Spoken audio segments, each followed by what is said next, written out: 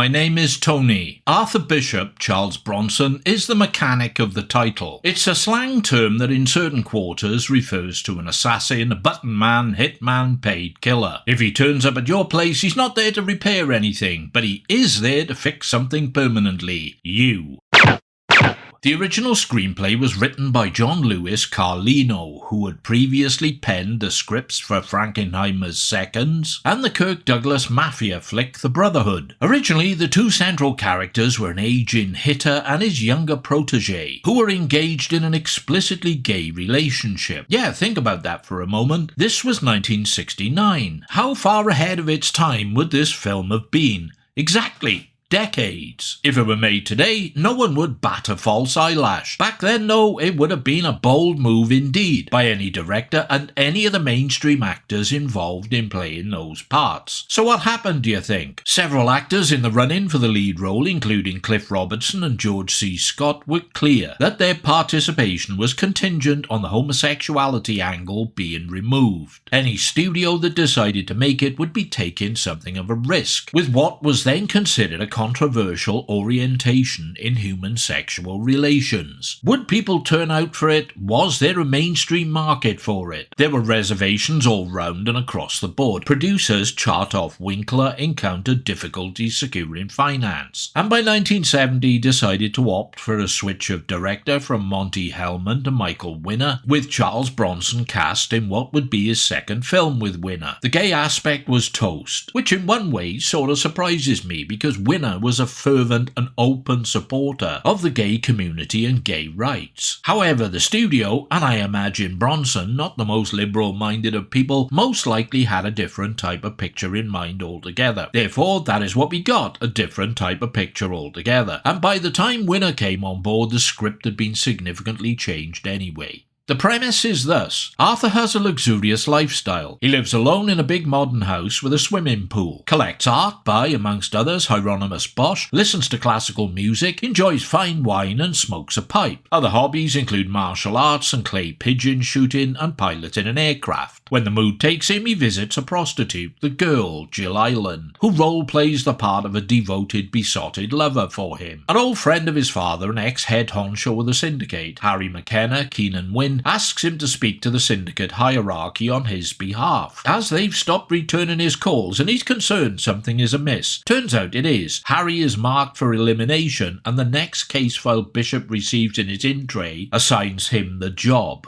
After taking Harry out, Bishop becomes more involved with Harry's son, Steve, Jan Michael Vincent, an arrogant, self-centered narcissist with a face that just begs you to slap it. Steve knows Bishop is something to do with the syndicate and becomes an intrigued stalker, following and engaging with the man whenever possible. Bishop feels that Steve may have the requisite qualities to become a mechanic. With Bishop getting older and experiencing psychosomatic stress symptoms, he figures support in the form of a partner to help lighten the load might be a serviceable option. He makes a deal with Steve to mentor him, teach him the tricks of the trade. After a job to whack a rogue drug dealer gets messy and rather explosively public, Bishop is summoned to meet with syndicate head, the man, Frank DeCover. There is concern that Bishop failed to consult with the powers that be before engaging with Steve. When Bishop stumbles across a case file at Steve's house, similar in format to the ones he gets delivered, he discovers the mark within is none other than himself. After travelling to Naples to knock off another target, Enzo Fiamonti, Bishop and Steve quickly realise it is a setup. They are the actual targets and their only option if they want to survive is to fight back and run.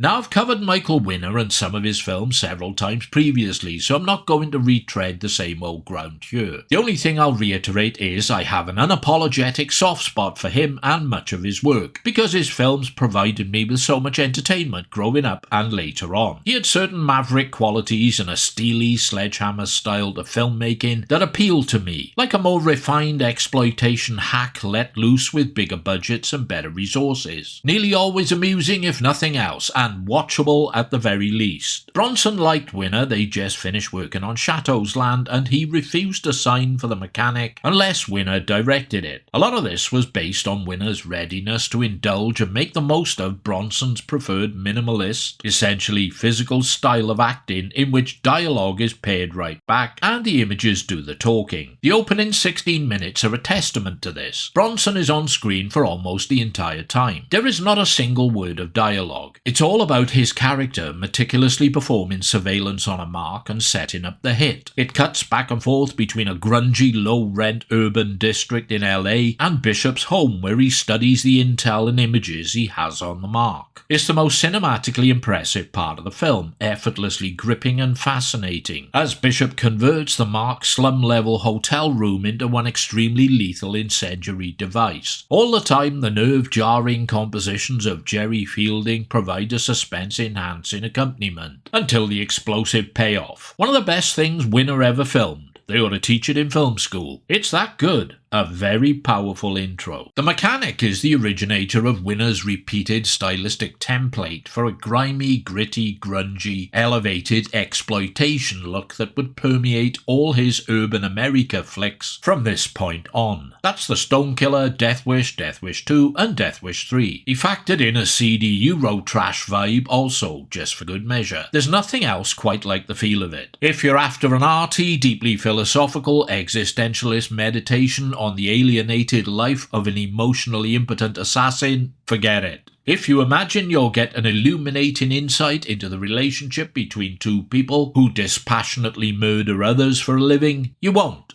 Or if you're hankering after a deep dive into the amoral intricacies of violence and counter-violence in society, go get a fucking life. You won't find it here, buddy. What you will get is a strikingly mounted, ice-cold, flint-hard, granite-faceted action thriller, delivered with diamond-sharp clinical efficiency. It is one of the most bleak and cynical early 70s movies on offer, and that's saying something. Near-documentary in its unflinching approach and grim tenacity in carving out its often cruel trajectory. Bronson is ideally cast as a monosyllabic killer with a functioning intellect and eye for painstaking planning and attention to detail. His downfall begins only when he deviates from his programming and takes on board Jan Michael Vincent's reckless and unpredictable wild card. There's a school of thought that his semi-conscious motivation in doing so is to deliberately set in motion his own self-destruction. Fulfill his own death wish. Indeed, the subject of suicide arises in the narrative in a scene where Steve's girlfriend Louise, Linda Ridgway, slashes her wrists and sits around waiting for Steve to intervene and save her life. Proof that he cares. He doesn't. Steve and Bishop spectate as she bleeds out after they have established just how long it will take until she loses consciousness. Steve's only intervention is to toss her the car keys and advise she could make it to help in about 15 minutes if she floors it. Which she does. Her only options are die or save yourself. Structured throughout are some very good action sequences, a terrific motorcycle chase, car chases, battles with shotguns, pleasing pyrotechnics and fiery deaths. And of course there is the classic and oft-imitated ending, which is an abrupt and shocking masterclass of nihilistic fulfillment and revenge best served cold. It's a great scorched earth fuck you moment. From the time I first saw it in the old Market Hall cinema to the present day, it's remained a loyal standby of mine. I'll fire it up every 2 years or so, but for me it's not without issues. They don't have anything to do with the direction, filming, scripting, look or sound of the thing, no. Something else. Winner wanted Richard Dreyfuss for the role of Steve. He'd seen him in some TV show and had been impressed. Bronson vetoed, and so Jan Michael Vincent was cast, whom Bronson, as it turned out, quickly grew to hate. Yep, careful what you wish for, Chuck. I can't bear Jan Michael Vincent as an actor. There aren't many performers that can influence me not to watch something, but he's one of the few to have that effect on me. I've only ever seen one episode of Airwolf. I could go no further. After Once Around the Block, I've never watched White Line Fever again. He headlined it. And as for Damnation Alley, He's just one of multiple factors in that, to be fair. There is something about the guy that irritates the living hell out of me, and I can't pin down what it is. And it's not that Vincent doesn't suit the part of a sneering, overconfident, arrogant sociopath any more than Bronson doesn't fit with the Bishop persona. He isn't miscast. It doesn't stop me watching The Mechanic either, because I really like the film. Whatever it is, it's a source of some eternal dismay to me that Bronson scotched Richard Dreyfuss. Then there's Bronson's wife, Jill Ireland. According to Winner, Bronson gave producer Irwin Winkler the ultimatum: either she was cast as the call girl or he would walk off the picture. Winkler was mightily pissed but caved. Now, whilst I can applaud Bronson's loyalty to his wife, his loyalty would have been better placed with an actress graced with some acting talent. It was to be a detrimental theme that ran through the rest of his career, his insistence on Jill Ireland getting a part in almost everything he did. Mercifully, in the case of The Mechanic, her screen time is extremely brief, but she remains another fucking irritant I could do without. It's one of the most deceptively influential action thrillers of the 70s. You can glean fragments of its style and attitude in numerous subsequent films in a similar vein. The look and feel of it would be evolved by Winner through The Stone Killer until its arguable zenith with Death Wish, a sort of high-quality vision of urban grunge chic. Its lurid Eurotrash leanings bleeding through to Winner's frantic spy flick Scorpio in 1973. It was remade in 2011 as a vehicle for Jason Statham, and that got a sequel in 2016. I suppose Statham is the only real equivalent of an alpha male Bronson type in pictures today. His retreads are passable, but superficial and glib action thriller time wasters. Not much distance between them and his Transporter franchise, but nothing really to write home about either. My preference is for the hard-edged, beautifully grim and fatalistic original, and if you've only ever seen the Statham rehashes, then I'd recommend you take a look at how it used to be done with zero reliance on computer tech. It's the real deal. Now, where have I heard that before? Sincere thanks for your time and attention. Please feel free to do whatever you choose to do next. Hit like, don't like, comment, subscribe, check out my early access Patreon thing, or even make a welcome financial contribution via the thanks button. You can predictably assume that there will be another killer film review along in a while as soon as I've cobbled something together. Until then, here's another incompetently remastered song from ages ago entitled Simply Dead. Take care, pilgrims.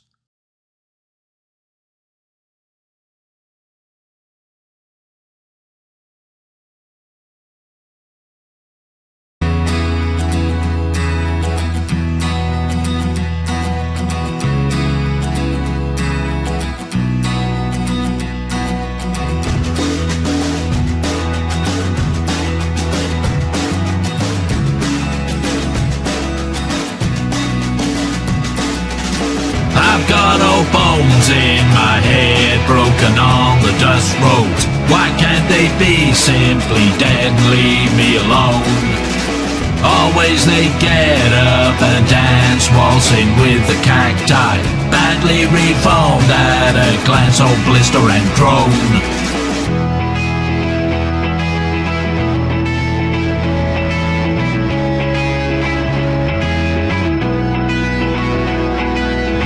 Why make it tough? No, it's not a test.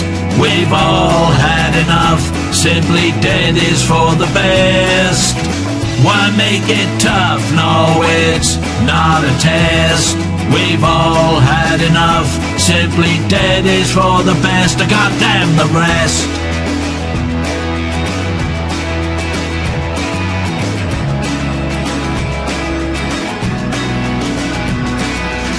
There are old stones being bled, propping up the hard cell. Why can't they be simply dead and left to erode? Always repackaged and sold, squeezing till the pips squeak. So calculated and cold on mother and load.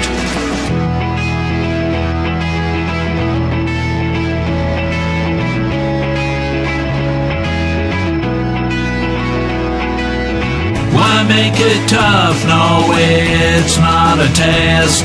We've all had enough. Simply dead is for the best. Why make it tough? No, it's not a test. We've all had enough. Simply Dead is for the best. Goddamn the rest.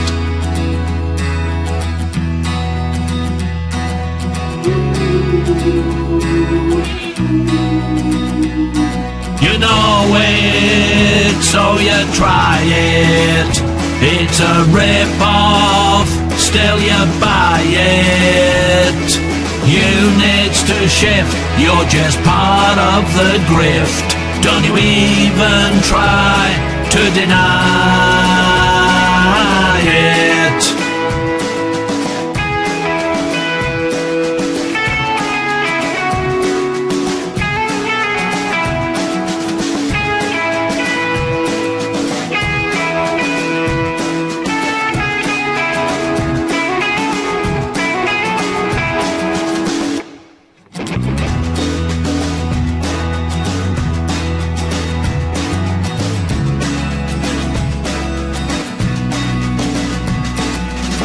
I've got old bones in my head, rattling and rolling.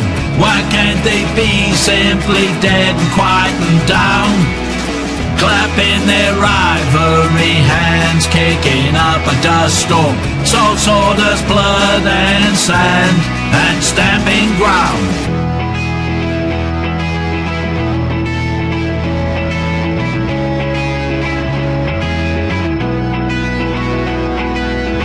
Why make it tough? No, it's not a test. We've all had enough. Simply Dead is for the best. Why make it tough? No, it's not a fucking test.